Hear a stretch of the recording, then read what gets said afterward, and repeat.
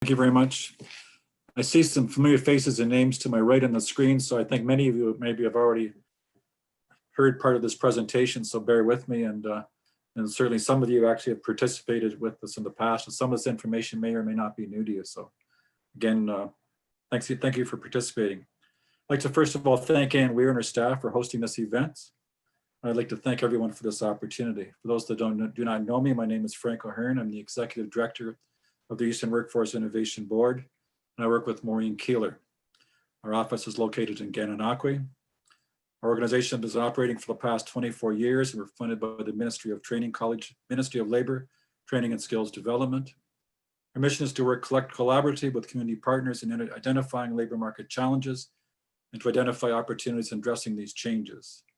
We focus our efforts in providing timely and accurate labor market information to the community, our organization's employers in respect to strategic planning. This information is gathered as community consultations and the review of different types of data and studies.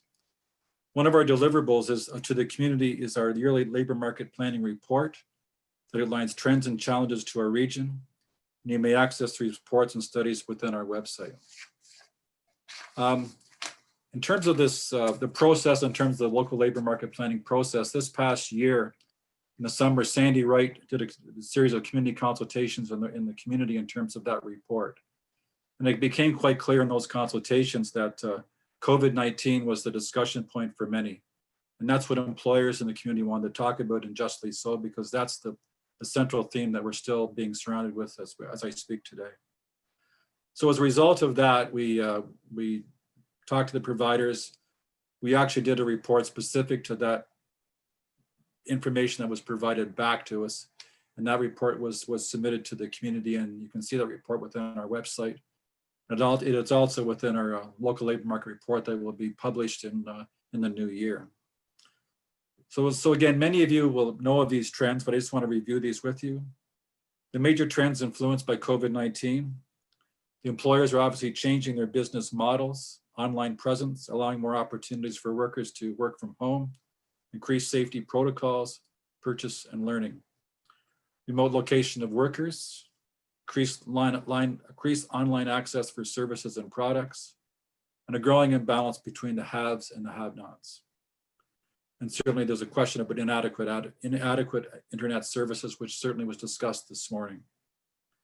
There are certainly immediate workforce challenges, and certainly high unemployment rate among many workers who do not want to return to the workplace, especially frontline workers. And the unemployment rates have essentially doubled in many parts of Canada. So within if we go to the Kingston community, the unemployment rate in March of 2020 was roughly about 5.7%, and now it's roughly about 11%, 12%. So the issues are growing issues in terms of mental health within the workplace, mismatch of skills in terms of the employers, labor shortages, the issue of soft skills, transportation and affordable housing. So I know that some people are going to be speaking in terms of transportation and some of the other work groups. In terms of the employers, it was quite evident that all employers, all businesses were impacted by COVID-19. They certainly continue to be as I speak. Some small businesses, especially those in tourism, hospitality sector, have been hit very, very hard. And those people are still, I think, in a state of trying to certainly just keep their doors open and maintain their businesses. There's been ongoing challenges even as I speak in terms of finding qualified labor and skill shortages or mismatch of labor. In recent discussions within the community, it's quite clear that those issues of serving employers' needs are an ongoing issue for many of our Employment Ontario colleagues within the community. So they are certainly experiencing that in terms of trying to fill those needs of the employer community. So in essence, there's jobs out there in a variety of occupations and a variety of sectors, and simply said, there's not as many people responding to those job vacancies, and so employers are quite anxious to fill those vacancies. And also what we've heard is that many employers, if they are hiring, are going to part-time rather than full-time employment, which I can certainly empathize with, because they certainly don't want to put themselves into a situation if they have a person hiring full-time, and they would rather have some flexibility if it's a part-time worker. So it's certainly caused some issues within the workplace, especially if those individuals who want to work full-time and they're only offered a part-time job. What's also very interesting in my mind is that there seems to be a rather, there's more individuals with more higher skills, professional type individuals who are going into the employment Ontario offices seeking assistance, which I'm not trying to sound like an elitist, but it seems like there's more of a draw to work to go into the employment Ontario centers, which I think reflects the needs of the community, and the needs of those workers who want to work within the community. So in essence, there are many job opportunities. The unemployment rates are certainly an issue. In the economy, it does appear to be bouncing back, and thank God we have low interest rates.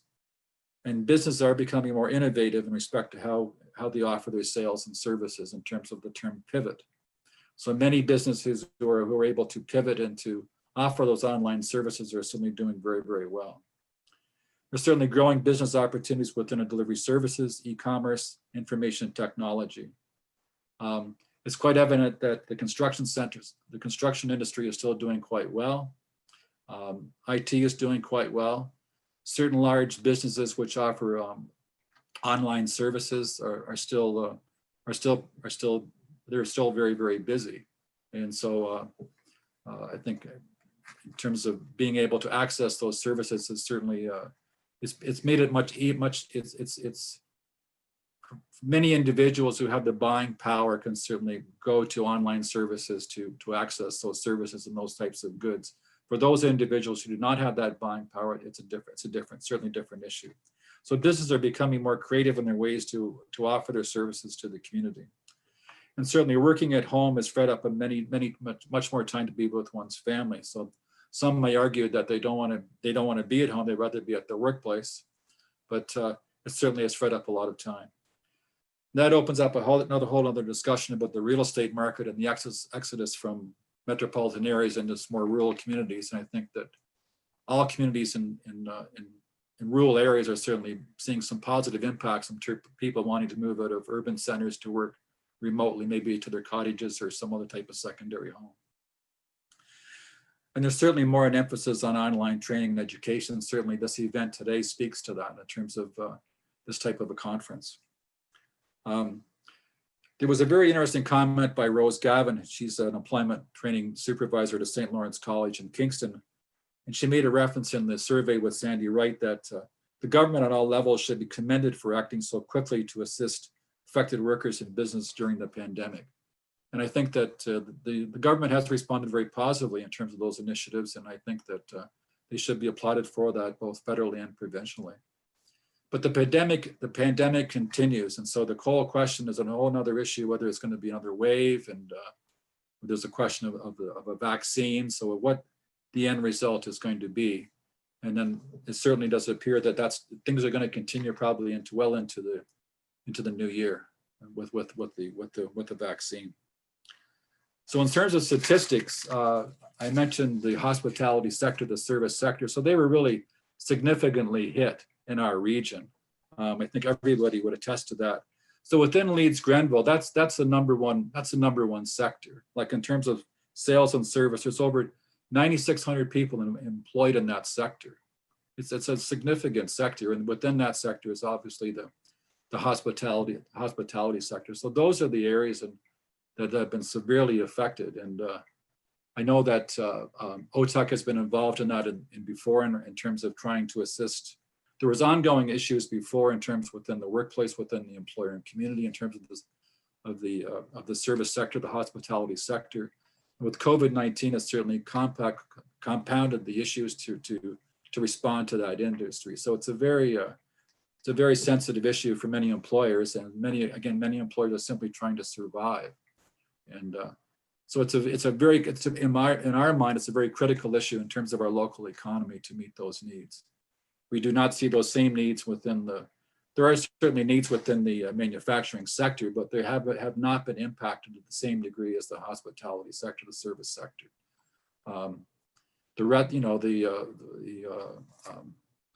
Supermarkets are booming. The hardware stores are quite busy in terms of construction materials because people are staying from home. So you have that type of demand from other sectors, but there's certain sectors that have certainly been impacted more. There's over 2,700 people employed in healthcare services. And so that actually, if you compare that to the previous year, it's actually went up. So I think it's a sector that we certainly should look at in terms of needs. Certainly been a discussion with the different boards in terms of the healthcare sector, because I think many people are getting, quote, burned out, and in certain areas that personal support workers, et cetera, there's certain issues and their needs and inversely to stay there. So some of the feedback that I've received is some people are simply leaving those jobs. They just simply want to retire. They just can't take it anymore. So I think it's really a critical issue that we look at in terms of the workplace, in terms of that specific area. I just wanted to provide a brief overview in terms of those. Those are the issues. There are certainly issues. There are ongoing issues within the community in terms of the aging workforce. In terms of the workforce, it still continues to be an aging workforce. It still continues to be an issue of migration of youth outwards. So those are issues that have been ongoing. There's an issue in terms of to ensure that we have new immigrants come into our area to ensure our workforce continues to expand. And again, it goes back to the aging workforce, but it's a very, very, very complex environment. So I just wanted to provide a brief overview, and if maybe open up to the floor if anybody has any questions. And I see some of my colleagues on the phone on the line here, so feel free to jump in if you have any comments. Anybody want to? How about you, Shannon? Do you want to make a comment? See your face there. That was a great overview, Frank. I don't think I have any particular comments right now. I just want to try to get people engaged in conversation. I see Mr. Garnett. I've never met you before. I'm not sure who you work for. You work for one of the agencies, or? So I work for St. Lawrence College, the VP of HR and OD. Okay. So do you have any comments on that in terms of the educational sector? Not really. I mean, we're seeing lots of changes semester to semester, so. Do you see any changes in terms of your enrollment with foreign students? Has that impacted on the college? Well, yeah, I mean, definitely. You know, we see obviously with the borders closed right now, we see an impact on that, but yeah, it's really semester by semester, and you know, hopefully promising news coming out with a lot of things, but it definitely has been impactful. Our international has been down substantially, especially for new enrollment versus previous years. We still have our international students that are continuing through the programs that were already in a year 1, year 2 programs as well. So I know that in the hospitality sector, many employers were drawing on the foreign students to work within their workplace. And so I'm trying to say it would certainly impact on the availability of workers to assist in that sector. So anybody else out there? Well, we're just still seeing a very real impact on our end, Frank, in terms of lots of jobs coming up on our job boards across all sectors, really. Yeah. But still, we're still not seeing a lot of job searchers, just to be completely transparent. Yeah. At least not ones that are wanting to walk in on foot into the centers, which we completely understand. I mean, the threat of COVID is still very real and very out there, and we have offices in Kemptville, Brockville, and Prescott. So we're bordering a little bit closer to Ottawa in Kemptville.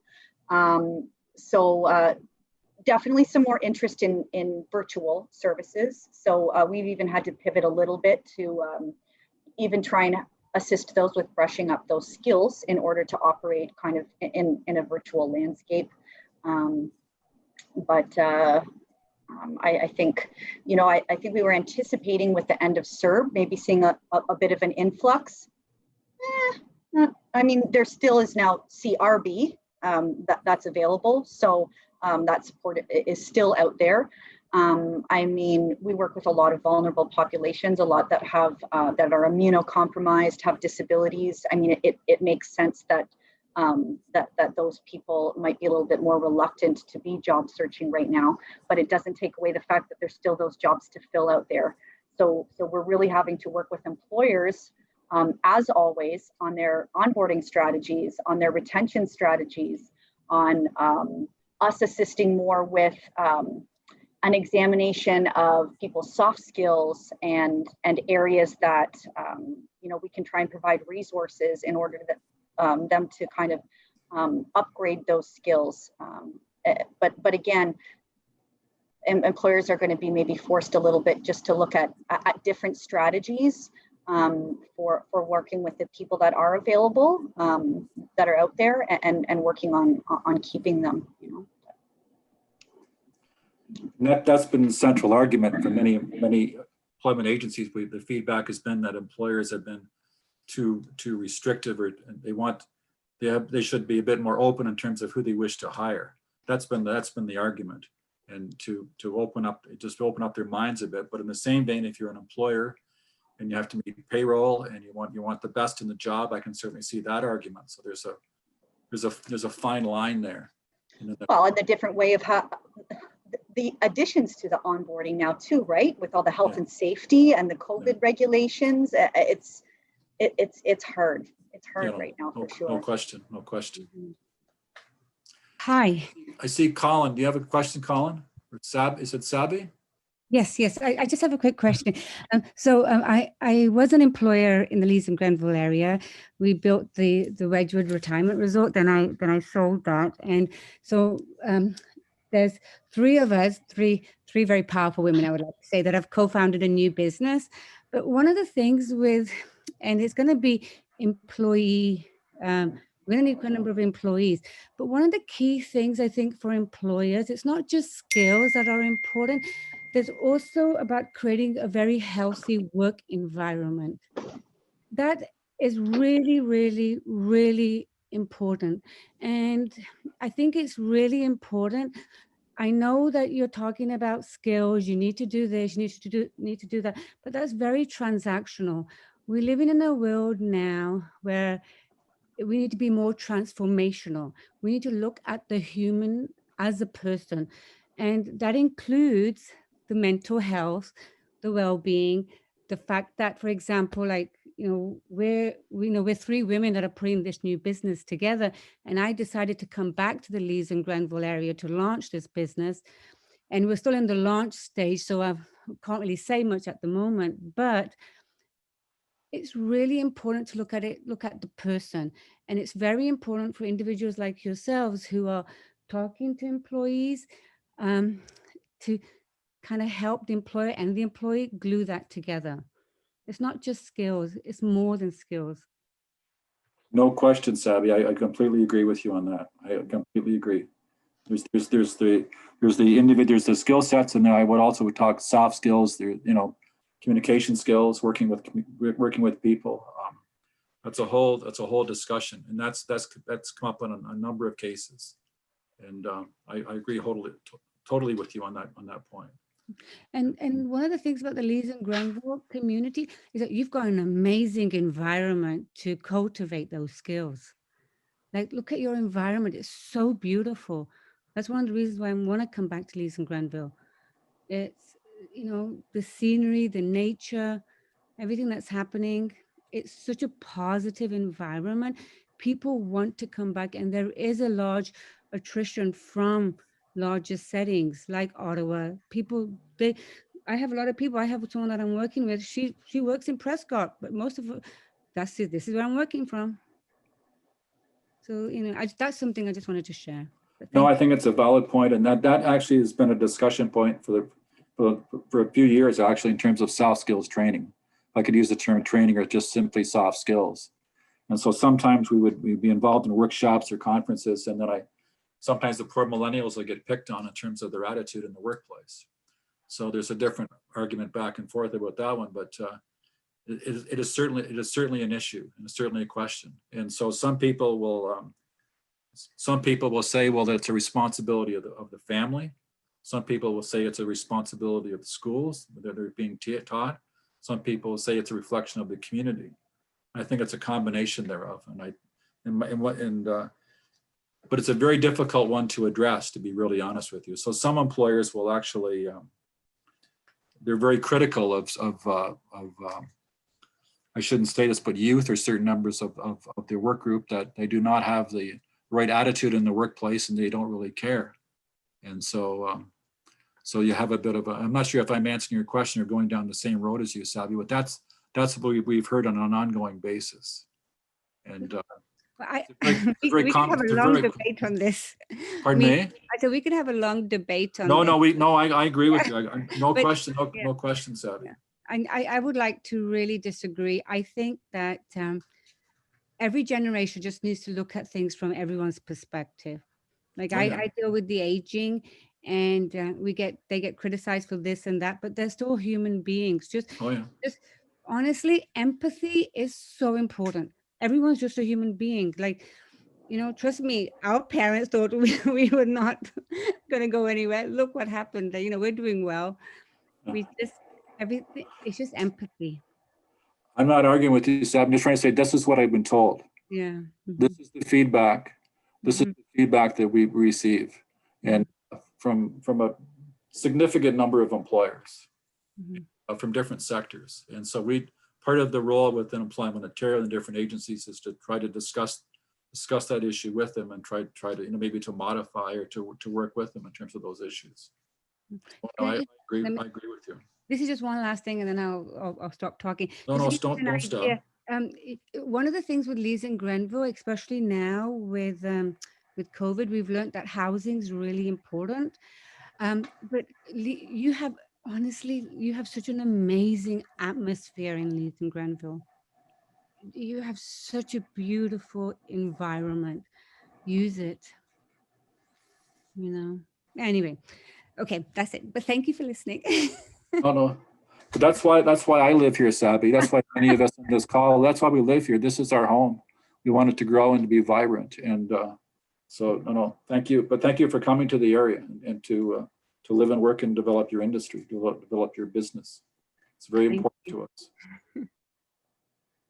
But I wish we could answer that question, Sabi. It's been an ongoing discussion point. And again, if I was a millennial, I wouldn't be very happy, but that's some of the feedback. And then some people will argue back that employers have to be more open-minded in terms of the needs of certain population, that they may be too restrictive in the way they interpret certain things.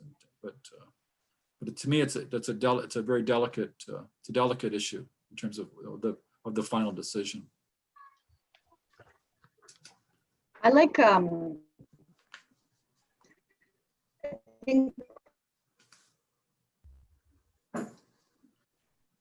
else? Going off of kind of that culture piece at work, which is really big.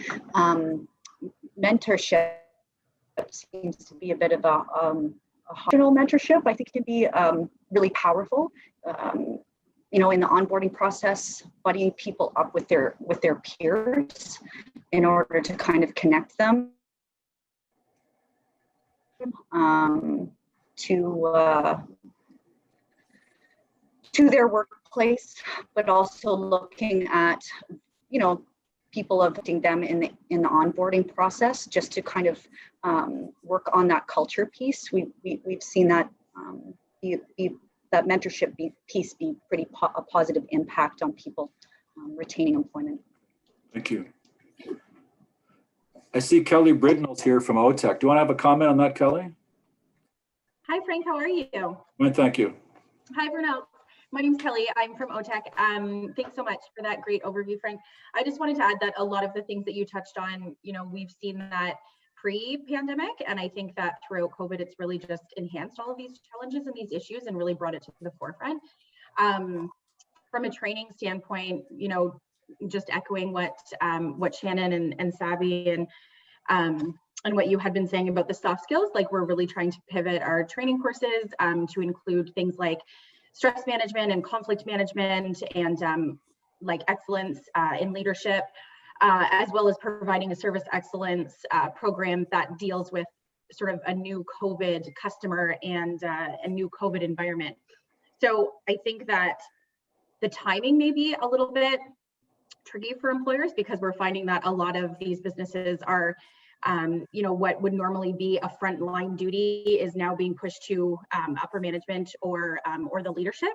And so those people, these incumbent workers that we would see go through a lot of these courses are now, just like you said before, trying to keep the lights on, trying to keep the door open.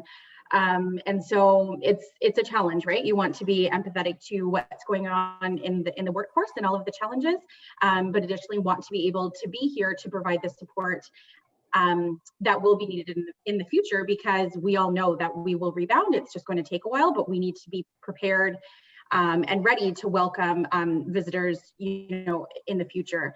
And to do that, it's with consistent and ongoing learning and trying to better ourselves. Thank you. Want me to pick at anybody else? I'm just very sorry to interrupt here. We have to wrap up and get everybody to the next breakout sessions. So Frank, do you have any concluding comments? My last comment is this: I think it's very critical that going back to what, in terms of Anne's presentation, in terms of the issue, but working together within the region, Leeds Grenville. So I was really impressed with the ability to work together with all the different groups and agencies in terms of the issue of COVID-19. COVID-19 has not gone away. But I think it's critical that we continue this type of dialogue and we work together. We work together to try to solve this problem, at least to mitigate the problem that we're currently under. And I'm certainly sympathetic to the employers in the community. I have many friends out there that are trying to just keep the doors open. And I think many of you have friends and relatives, no doubt, that are also touched by the pandemic in terms of the employer community. So that's my last comment. And I just want to thank everybody for participating, and we look forward to our continuing work in the community. If you'd like to look at the report, you can certainly go to our website. You can see those reports. They're available for you. And we really appreciate your support within the community council. Thanks very much. So first of all, I'd like to thank Ann Weir and her staff for hosting this event. It's a yearly event, and it's certainly an innovative event, as we just referred to. And again, thank you for this opportunity. My name is Frank O'Hearn. I'm the Executive Director of the Eastern Workforce Innovation Board. I work with Maureen Keeler, and our office is located in beautiful Gananoque. We've been in existence for the past 24 years, and we're funded by the Ministry of Labor, Training and Skills Development. Our mission is to work collaboratively with community partners in identifying labor market challenges and to develop opportunities addressing these changes. We focus our efforts into providing timely and accurate labor market information to the community and organizations and employers in respect to strategic planning. This information is gathered via community consultations and review of data and studies. I'd like to also note that we have an excellent board of directors, and George Horton is with us today. So we have a board is reflective of our community from both business, labor, visible minorities, women, francophones. So we have a great board, and they provide excellent input and support back to us and hopefully to the community as well. One of our key deliverables to the community is our yearly local labor market planning report that outlines trends and challenges for our region. And you may access these reports in our studies within our website. I would really encourage everybody to go to the website. So going back to our study, this past summer, Sandy Wright was engaged to do our community outreach. And so Sandy's actually involved in compiling our final report to the community, which normally is delivered and provided to the community in January of 2021. So when she was going out into the community, of course, everybody this past summer wanted to talk about COVID-19, everyone, and justly so. So that's what the employers wanted to talk about, and that's what the agencies wanted to talk about. So as a result of that, it was quite clear that there was some very interesting points that came out of that. And so we decided to put that report together and submit that back to the community. So again, that report is available to the community to refer to if you so wish. And again, I refer to our website. So I just want to share some of the points that came back from Sandy in terms of the community. And some of these points that I'm going to refer to are some points that have been discussed already within the conference and within different platforms and discussion points within the community. So the major trends, obviously employers are changing their business models, online presence, allowing more opportunities for workers to work from home, increased safety protocols, purchasing and learning. Remote location of workers, obviously, that's what we're doing here today. Increasing online access for services and products. I think we've all experienced that. And there's a growing imbalance of the haves and the have-nots in our society. And there's certainly an issue of inadequate internet services. And I certainly think that the Eastern Wardens Caucus and all the good work are working forwards to alleviate those issues of internet services within rural communities, especially, which is paramount to our the way that we can survive and move on. Immediate workforce challenges, obviously the uncertainty of high unemployment. Many workers do not want to return to work, especially frontline workers. The unemployment rates have essentially doubled in many parts of Canada. So if you ask me from round numbers, roughly our unemployment rate has jumped from about 5.7% to about 12%. And that continues. It's down, it has went down, but that is an ongoing issue. Growing mental health issues of clients within the workplace. I think that the issue of mental health could actually be seen across the workplace and maybe across our society as a result of COVID-19. I think we could all attest to that. There's certainly a mismatch of skills. There's an ongoing mismatch of skills with the employer's needs and what's available within the workplace. There's a continuing an issue of labor market shortages. And so what we've been told is that as we speak, there's a significant number of jobs that are available within the workplace that are available, but we do not have a response from the workers to fill those needs. So that information has come back from the Employment Ontario community. And what to keep in mind when I make that statement, normally about 15%, and this percentage has not changed in a number of years, normally 15% of employers go to some other service to provide their recruitment needs. The rest of that percentage is actually done directly by the employer. So they do not go to an Employment Ontario agency or some other agency to fill their needs. They do that directly within the workplace in terms of their immediate needs. There's an issue of soft skills training, literacy skills, and we've had that discussion before by one employer in terms of the needs to be sensitive to soft skills issues. And the issue of transportation and affordable housing. So I think all of us could attest to the issue of affordable housing, the cost of housing, and how it complexes the issue of finding workers to live in the area and to move in our area, and the issue of transportation. The issue of transportation in rural communities has been an ongoing issue for a significant number of years. Now, I do know that the Wardens Caucus, again, has been involved in doing a study in terms of transportation needs. I believe there's been certain initiatives that I've seen locally that have happened between Gananoque and the township in terms of trying to work together to initiate some action plans for the movement of workers. And what's interesting is the transportation needs are really not unique to rural areas. So those transportation needs also could be discussed in terms of more urban centers. I've heard that argument as well in terms of bus routes and that. So in terms of challenges, all businesses have been impacted by COVID-19. All businesses have been impacted, some more than others. Specifically, the ones that have been impacted the most are tourism and the hospitality sector.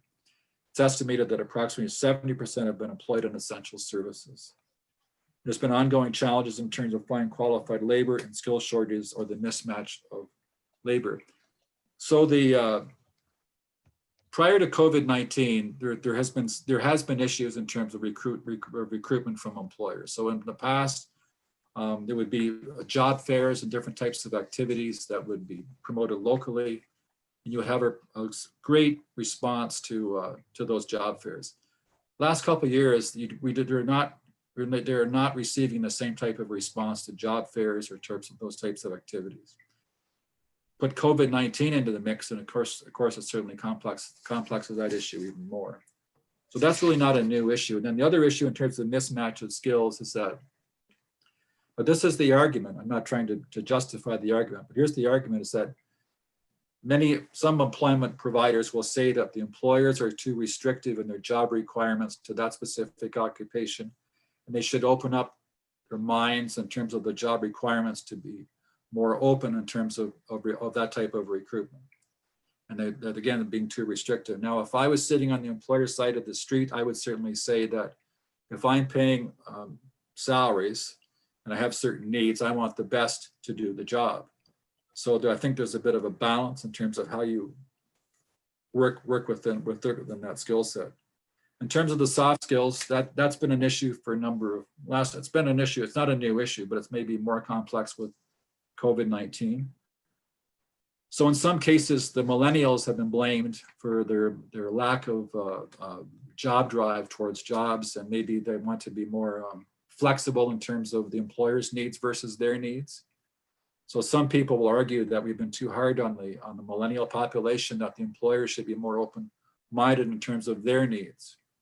And I've heard that in Kingston a number of times from large employers. And so some large employers have actually had to change their job requirements and their needs in terms of shifts and that to accommodate that worker population. So they receive that, so they get that workforce to deal with. That's a very sensitive issue for many individuals. The employment trail organizations in our community, which I find interesting, is which is maybe not in essence, what they're saying is that they are not getting the same number of workers coming into their sites to provide to require services. So their intakes are way down. So with that, their job boards, they have many jobs to fill. They're not getting the same response from the community, from those people wanting to fill those jobs. So there's a significant amount of jobs in all sectors that employers cannot fill those job requirements. And to me, that's a critical speaking point in terms of our community and our long-term planning. So again, COVID-19 has certainly complexed that issue even more, obviously because of the health, the safety of the workplace, the complexities of working within a workplace and certain workplace needs. There's been certain issues within the healthcare sector in terms of people not wanting to stay. Maybe they want to leave. I've also heard that within the educational sector, certain groupings of people that they simply say, I've had enough. I don't want to be involved in that anymore. And so it's certainly complex. It's complex, those needs. So in essence, there are many job opportunities. The economy is bouncing back to a certain degree, and thank God we have low interest rates. I think low interest rates have been our savior. I just can imagine if we had COVID-19 and we're dealing with the high interest rates that we had in the 1980s at 19 and 20%. I was there and I remember that. I remember that quite well. Many businesses are becoming more innovative in terms of how they offer sales and service. And there are growing business opportunities in delivery services, e-commerce, information technology. If I could add, I do know of some companies locally who offer certain niche products who are doing quite well in the food sector, believe it or not. There are certain companies in terms of takeout that have made more money on takeout than they would with people just walking into their storefront operations plus the takeout. So they have a certain niche market and a niche product, and people will buy that product. And they've had to pivot to be able to provide that service. I've also talked to an employer who has to stand on his feet all day to provide food services. And this is a great guy, a great employer. But he's told me essentially, he says, I'm tired. I said, I'm tired, Frank, of standing. I'm tired of having to wear a mask. It's a very difficult work environment. But I'm trying to say as well, it's a very difficult work environment, but there are opportunities there. There's certainly strong sectors, the healthcare sector, public admin, construction, manufacturing. They're all doing very well, to be honest with you. So I think we all know that the construction trades are doing very well. If you go to the hardware store, you can't buy lumber. Certain lumber you can't buy because there's simply a supply and demand. It's all based on supply and demand. So again, going back to the haves and the have-nots, if you have money and you can buy those products, you can do quite well. If you don't have those money, you don't have the assets, then you're in a different situation. And there's certainly a need for more online training. That's a request that's quite evident, that there's more of a demand for online training and education, which is evident in this call today. I'd like to share this with you. So when we did the study and we went out to the community, Rose Gavin is an employment manager in the Employment and Career Services Office in St. Lawrence College in Kingston. And she made this statement. She says, the government at all levels should be commended for acting so quickly to assist affected workers in business during this pandemic. So in our mind, and I think the government has really responded very well in terms of the those local issues, and they've been very sensitive to those issues.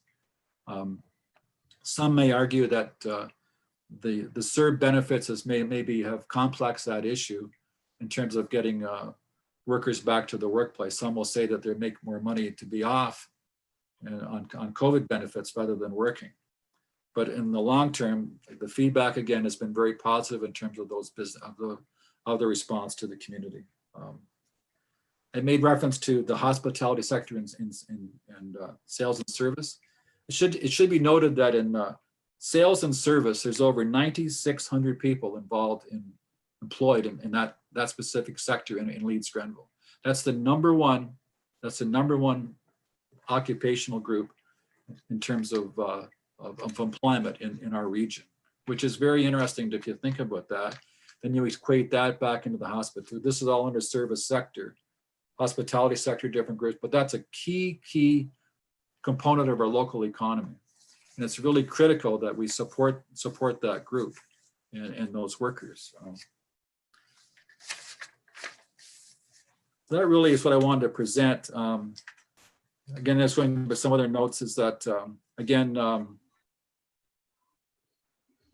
some employment offices are struggling in terms of filling job vacancies. Walk-in traffic and request for assistance is down in a number of offices. So some workers are not coming into those offices, which is another interesting point. Some offices are actually saying that they are experiencing more people in professional categories requesting their service, which I find interesting.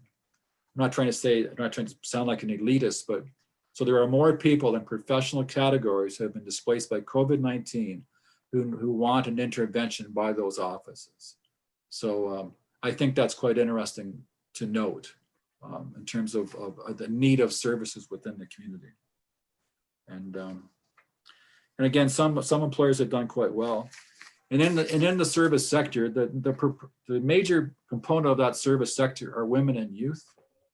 So what's quite clear is that as the fallout of COVID-19, it's women and youth have been most significantly impacted by COVID-19. And we've done some preliminary studies, and it would appear that older males also may have been impacted more. I don't have any specific data to refer to, but I've had an informal discussion with a consultant about that specific area. So again, the pandemic continues. My thought on this whole exercise is that Ann Weir did a great job in terms of putting everybody together, in terms of working together to address the needs of the employer community. I think it's very, very critical that we continue to work together as a community to address those needs. We can't do this ourselves. It's like, to be honest with you, it's like going to war. It's like you're trying to stop this enemy. So we all have to work together to do it. We have to wear a mask. I hate to get on this, but we have to wear a mask. We have to be cognizant and vigilant and be sensitive to the needs of the community. And my concern as a citizen and as a member of the Workforce Development Board is what's going to happen in the fall.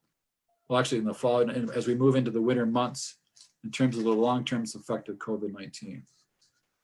So I've talked to some senior business owners in the hospitality sector in Kingston, and they say it will take 2 years at a minimum for them to get out of this hole that they're currently in. It may take longer. Now, some of them have been severely impacted vis-a-vis COVID-19. And I think that could be said so for many employers in the sector. I also like to share this with you as far as over 66% of employers in Leeds Grenville have no employees. 66, so if you look at the total number of employers in our region, 66% are just sole members. 18%, 1,600 people, have 1 to 4 employees. So it's the small businesses that's the backbone of our local economy. It's the backbone of many local economies. It's the small employers. I think George, you'd attest to that. So we have large employers. We certainly want to look after our large employers, but we also have to not forget that that's our economic base, and that's critical to our local economy and as to how we move on. And my last point is that I used to be a member of town council in Gananoque for a few years, and so the number one issue was when employers left town. So if an employer left town, everybody went crazy, which justly so, because they didn't want them to leave town. So the point is that it's great to bring in new business, but we have to support the people that we have now. Support what we have now. And if we can get new employers to come in, so be it. So there you go. That's my, hope I haven't been too long with you. So anybody else have any questions? I read a report one time that when we have these turndowns in the economy, it's always the small business that brings us back. And right. we went through that several times, and it was those small businesses that they were there for the long term, and that's what saved Gananoque. And we have an older population as well, you know. So we have an older population, and so we too. And so you need to support, we need to have a workforce to respond to the needs of those employers and to support our economy. So, you know, COVID-19 has affected immigration movement into our region. It's affected immigration into the whole country. But we need to ensure we have a strong population base.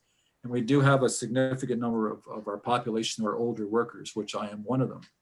That we have, it's an older population within our community. I think we could all attest to that. Is that Norm Matan that I knew a number of years ago? I see there. It is, Frank. How are you? I'm fine. God Almighty, it's good to see your face. I saw your name there. My God, good to see you, Norm. Yeah, you too. Good to see you. That's you. We'll connect. We should connect up sometime in the next while. I'll let you know what my latest scheme is. Well, you're a great. I saw the name. I said that's got to be Norm. Anyways, Yeah. I hope you don't mind me centering you out, Norm. Anyways. Not at all. I like the attention, Frank. Oh, I know. You're a great guy. You're a great guy. Thank you. Anybody else have any questions or comments? I did have one, but Go ahead, Lucy. I'm so sorry, Frank. I have to actually leave. I've got another meeting at 2:00. But you made some really good points, and my experience and everyone that I've been talking to all bear to the truth of everything that you've said. So yeah, we're in for some interesting times, and I've been reading the CTV website today, and it's not looking hopeful for the next few months anyway, unless something happens, something miraculous comes along with this vaccine, or one of the vaccines, or all the vaccines, and gets us back to where we need to be, addressing hopefully the problems that we have without having to deal with COVID as well. So yeah, it's going to be challenging. It was great to see you, Frank, and I look forward to seeing you soon. Hope so, Lucy. Thank you, Lucy. Bye-bye. Are we supposed to go back to the overall platform at some point, or? I actually have some concluding remarks to play from our organizers, so I'll leave it to Frank to conclude the meeting there. But yeah, Frank. Thanks very much, Ben. I just want to thank everybody for participating. I hope I haven't been too quick, and I hope you could hear what I said. But I do think it's very critical that we work together as a community. I think that's the critical piece to this exercise. So this is not going to go away. And I think my other message is to ensure we shop local and support our local community as best we can.